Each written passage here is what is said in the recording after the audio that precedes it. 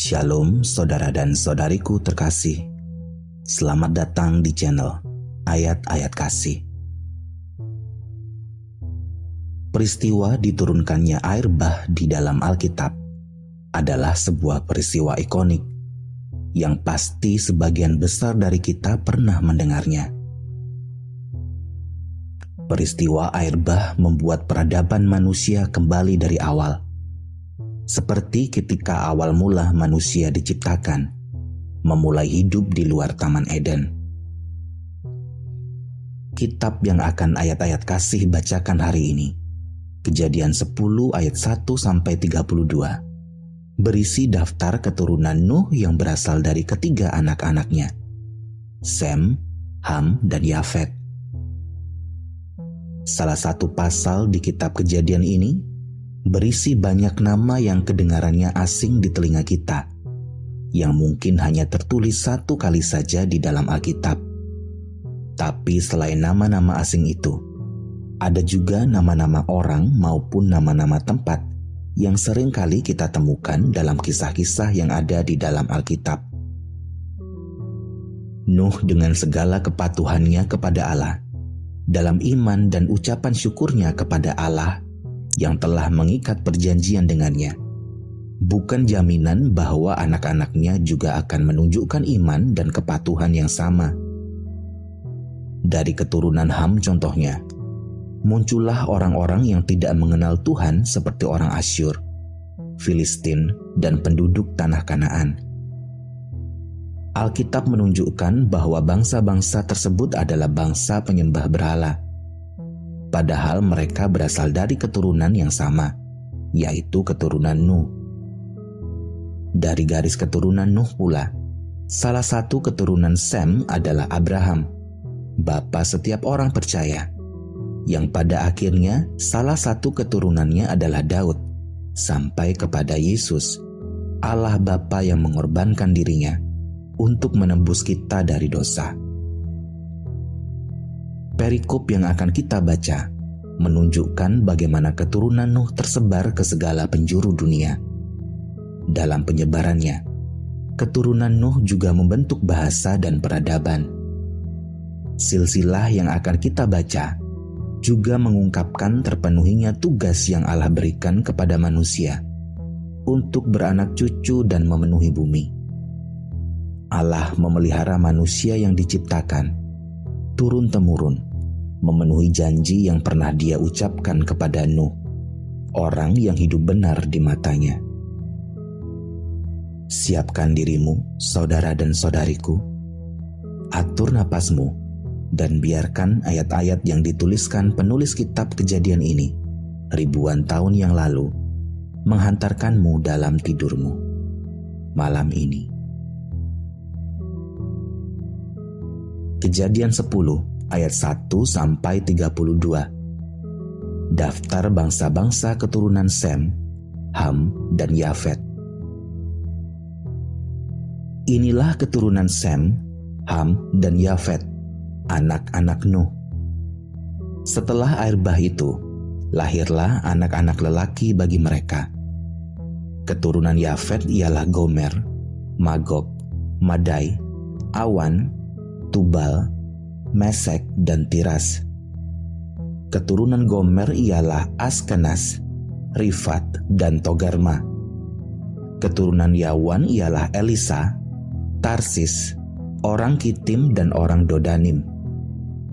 Dari mereka inilah berpencar bangsa-bangsa daerah pesisir. Itulah keturunan Yafet, masing-masing di tanahnya, dengan bahasanya sendiri, menurut kaum dan bangsa mereka. Keturunan Ham ialah Kus, Misraim, Put, dan Kanaan. Keturunan Kus ialah Seba, Hawila, Sabta, Raima, dan Sabteka. Anak-anak Raima ialah Sheba dan Dedan. Kus memperanakkan Nimrod. Dialah yang mula-mula sekali orang yang berkuasa di bumi. Ia seorang pemburu yang gagah perkasa di hadapan Tuhan. Sebab itu dikatakan orang, seperti Nimrod, seorang pemburu yang gagah perkasa di hadapan Tuhan.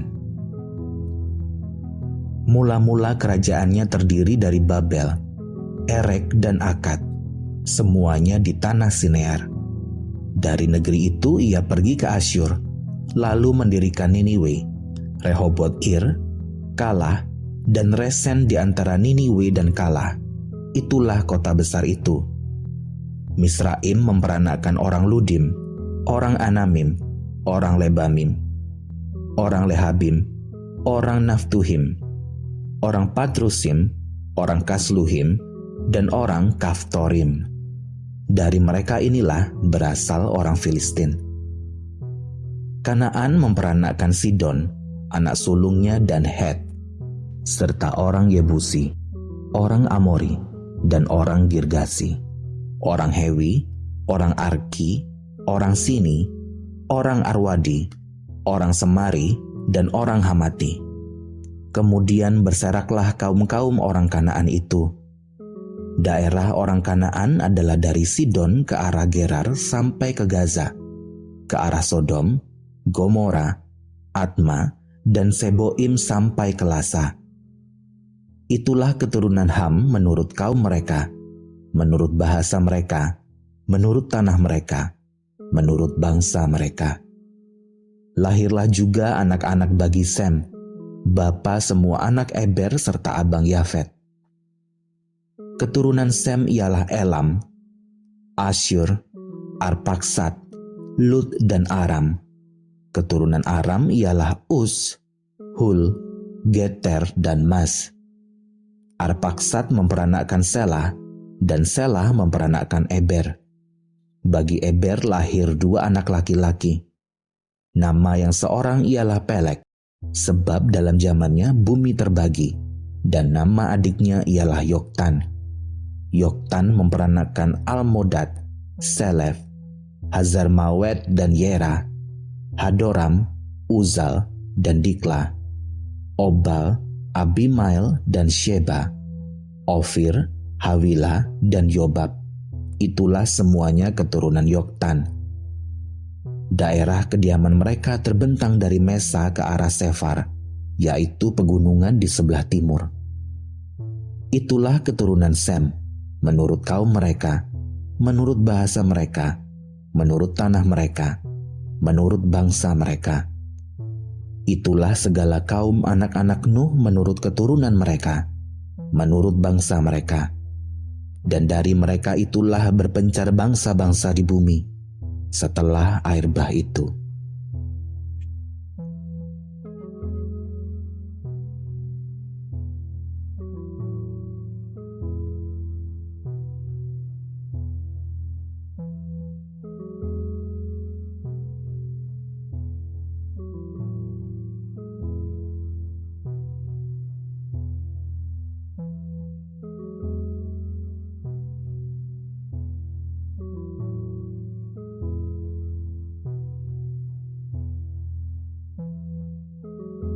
Menara Babel adalah salah satu cerita ikonik di dalam Alkitab, bersama-sama dengan cerita-cerita yang lainnya.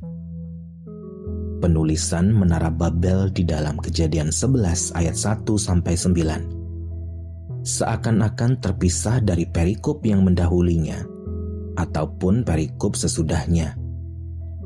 2 perikop yang mengapitnya masih bercerita tentang keturunan Nuh, yaitu bangsa-bangsa keturunan Sem, Ham, dan Yafet, dan kemudian secara khusus membahas tentang keturunan Sem di Kejadian 11 ayat 10-26 dan daftar keturunan Terah di Kejadian 11 ayat 27-32.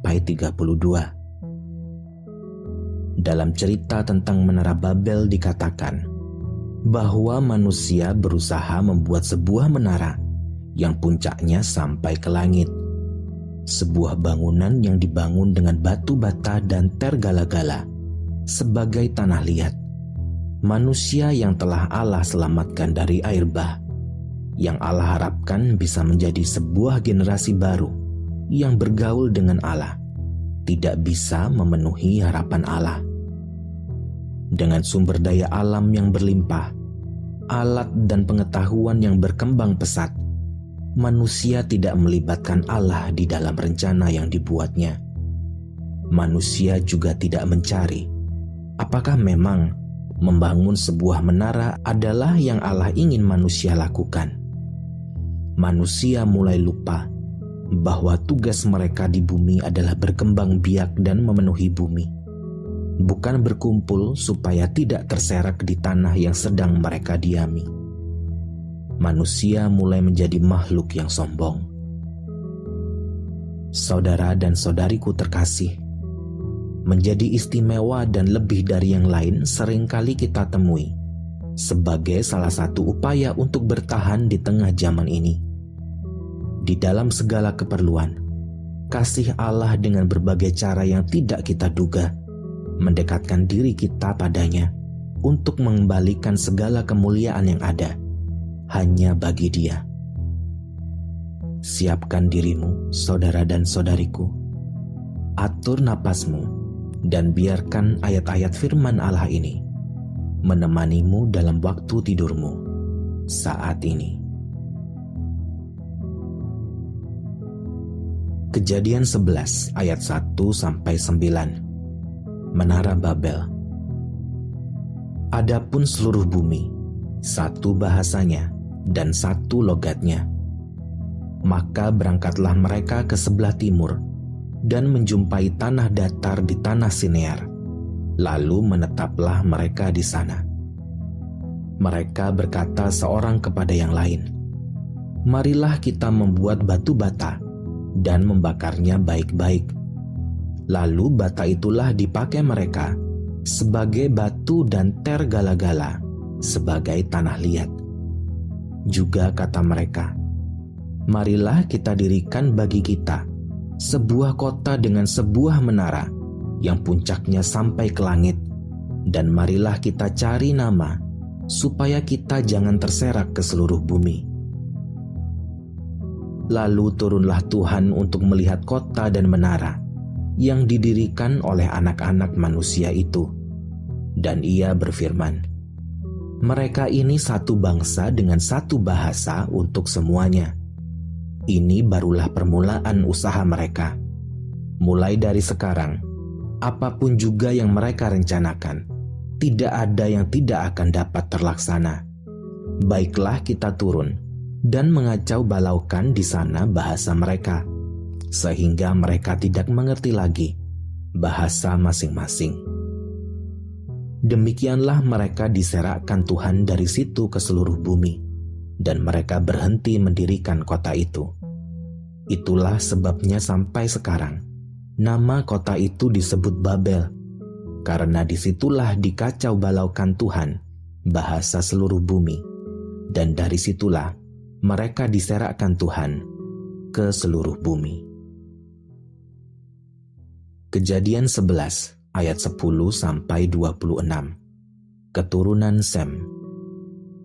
Inilah keturunan Sem. Setelah Sem berumur 100 tahun, ia memperanakkan Arpaksad 2 tahun setelah air bah itu. Sem masih hidup 500 tahun setelah ia memperanakkan Arpaksad, dan ia memperanakkan anak-anak lelaki dan perempuan. Setelah Arpaksad hidup 35 tahun, ia memperanakkan Selah. Arpaksad masih hidup 403 tahun setelah ia memperanakkan Selah, dan ia memperanakkan anak-anak lelaki dan perempuan. Setelah Selah hidup 30 tahun, ia memperanakkan Eber. Selah masih hidup 403 tahun setelah ia memperanakkan Eber, dan ia memperanakkan anak-anak lelaki dan perempuan. Setelah Eber hidup 34 tahun, ia memperanakkan Peleg. Eber masih hidup 430 tahun setelah ia memperanakkan Peleg, dan ia memperanakkan anak-anak lelaki dan perempuan. Setelah Peleg hidup 30 tahun, ia memperanakkan Rehu. Peleg masih hidup 209 tahun setelah ia memperanakkan Rehu, dan ia memperanakkan anak-anak lelaki dan perempuan. Setelah Rehu hidup 32 tahun, ia memperanakkan Serug. Rehu masih hidup 207 tahun setelah ia memperanakkan Serug, dan ia memperanakkan anak-anak lelaki dan perempuan. Setelah Serug hidup 30 tahun, ia memperanakkan Nahor. Serug masih hidup 200 tahun setelah ia memperanakkan Nahor, dan ia memperanakkan anak-anak lelaki dan perempuan. Setelah Nahor hidup 29 tahun, ia memperanakkan Terah. Nahor masih hidup 119 tahun setelah ia memperanakkan Terah, dan ia memperanakkan anak-anak lelaki dan perempuan. Setelah Terah hidup 70 tahun, ia memperanakkan Abram, Nahor, dan Haran. Kejadian 11 ayat 27-32. Daftar keturunan Terah. Inilah keturunan Terah. Terah memperanakkan Abram, Nahor, dan Haran memperanakkan Lot. Ketika Terah, ayahnya, masih hidup, matilah Haran di negeri kelahirannya, di Ur-Kasdim. Abram dan Nahor kedua-duanya kawin. Nama istri Abram ialah Sarai, dan nama istri Nahor ialah Milka. Anak Haran ayah Milka dan Yiska. Sarai itu mandul, tidak mempunyai anak. Lalu Terah membawa Abram, anaknya serta cucunya, Lot yaitu anak Haran, dan Sarai menantunya, istri Abram, anaknya. Ia berangkat bersama-sama dengan mereka dari Ur-Kasdim untuk pergi ke tanah Kanaan. Lalu sampailah mereka ke Haran dan menetap di sana. Umur Terah ada 205 tahun, lalu ia mati di Haran. Demikianlah firman Allah pada saat ini. Saudara dan saudariku, kasih Allah menyertaimu selalu, tak lekang oleh waktu. Amin.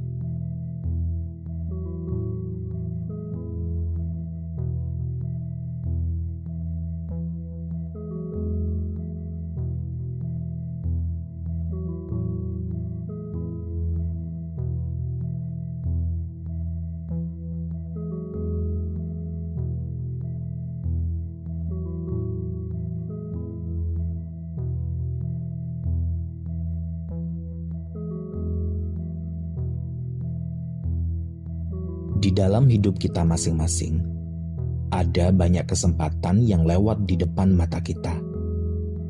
Untuk setiap kesempatan, Allah memberikan kita hikmat dan kebijaksanaan untuk menentukan dan membuat pilihan. Ketika segala sesuatu yang ada di dalam kehidupan kita tampak sudah tepat di tempatnya, dan kehidupan kita sudah tenang seperti yang kita idam-idamkan, tentu bukanlah sebuah hal yang mudah untuk meninggalkan zona nyaman kita. Hal inilah yang pernah dialami oleh Abraham ribuan tahun yang lalu. Saat itu Abraham sudah lanjut umurnya, dan Allah memerintahkan dia untuk pergi ke tempat yang baru, tempat yang asing, meninggalkan sanak saudaranya, pergi dari rumah bapaknya. Dalam akal setiap manusia, tentu saja hal ini seperti sebuah paradoks dari janji Allah yang akan menjadikan Abraham sebuah bangsa yang besar, yang namanya bahkan akan selalu diingat dan dibicarakan sampai pada zaman sekarang. Akankah Allah menggenapi janjinya, sehingga Abraham menjadi sebuah bangsa yang besar di negeri yang asing, yang jauh dari orang-orang yang selama ini telah bersama-sama dengannya? Abraham mengajar kita tentang makna beriman dan bergantung pada Allah dalam segala situasi atau keadaan. Abraham mengerti bahwa menjadi bapa bangsa yang besar berarti mengemban tanggung jawab yang besar juga. Apa saja yang Abraham lakukan akan menjadi contoh bagi para keturunannya. Abraham mau memberikan contoh tentang keimanan dan ketaatannya pada Allah Bapa yang dia sembah. Saudara dan saudariku terkasih, di penghujung hari ini, Allah kembali mengundangmu untuk beristirahat dan mengakhiri hari ini, supaya kau bisa sambut esok hari dengan semangat dan tenaga yang baru. Malam ini akan kau dengarkan satu perikop dari kitab Kejadian 12, ayat 1-20. Abram dipanggil Allah, dan Abram di Mesir. Setiap ayat dalam perikop yang akan aku bacakan sebagai pengantar tidurmu ini berisi inspirasi dan prinsip-prinsip untuk kita genggam rapat-rapat sebagai penuntun tingkah laku kasih kita sehari-hari, meneladani contoh yang diberikan Abraham dalam menerima tanggung jawabnya sebagai orang yang menerima janji Allah dalam hidupnya, dalam hidup kita masing-masing. Siapkan dirimu, saudara dan saudariku. Resap-resapkan firman Tuhan yang kau dengar malam ini dalam hatimu. Kejadian 12 ayat 1-9. Abram dipanggil Allah. Berfirmanlah Tuhan kepada Abram, "Pergilah dari negerimu, dan dari sanak saudaramu, dan dari rumah bapamu ini, ke negeri yang akan kutunjukkan kepadamu. Aku akan membuat engkau menjadi bangsa yang besar, dan memberkati engkau serta membuat namamu masyhur, dan engkau akan menjadi berkat. Aku akan memberkati orang-orang yang memberkati engkau, dan mengutuk orang-orang yang mengutuk engkau, dan olehmu semua kaum di muka bumi akan mendapat berkat."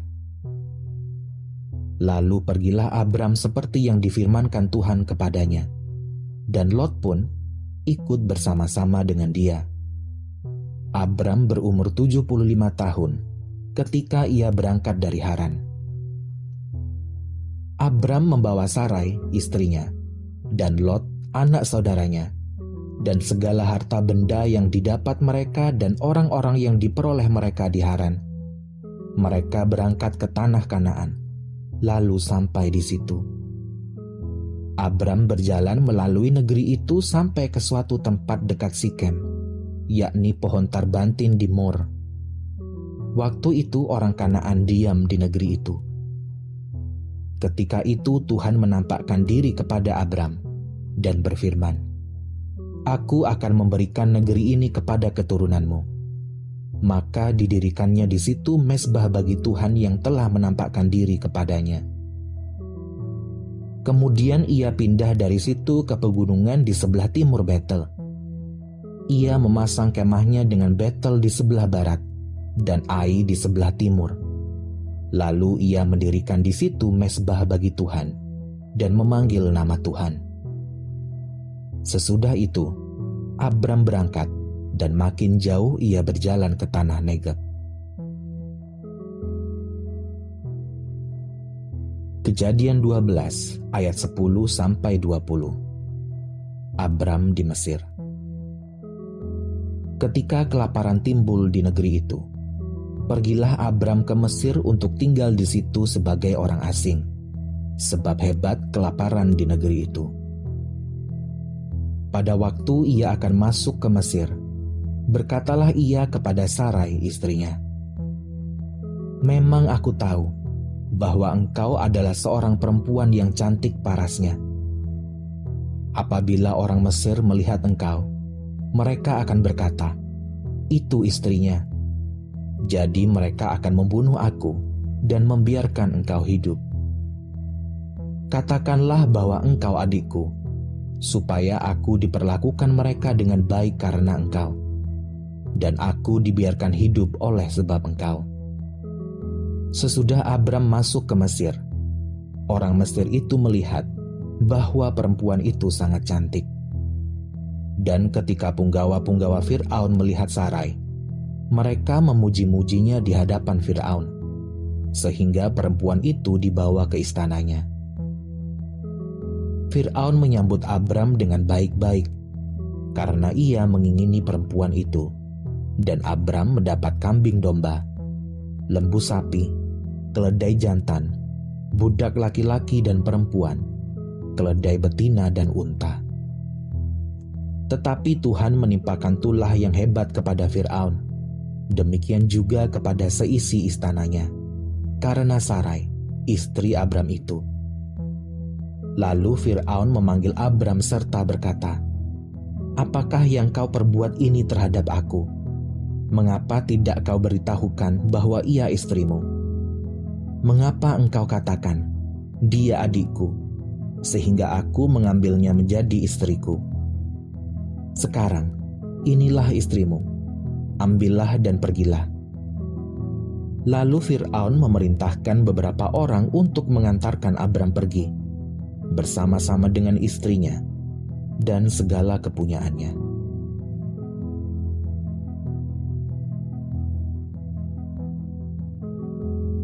Demikianlah firman Allah pada hari ini, saudara dan saudariku.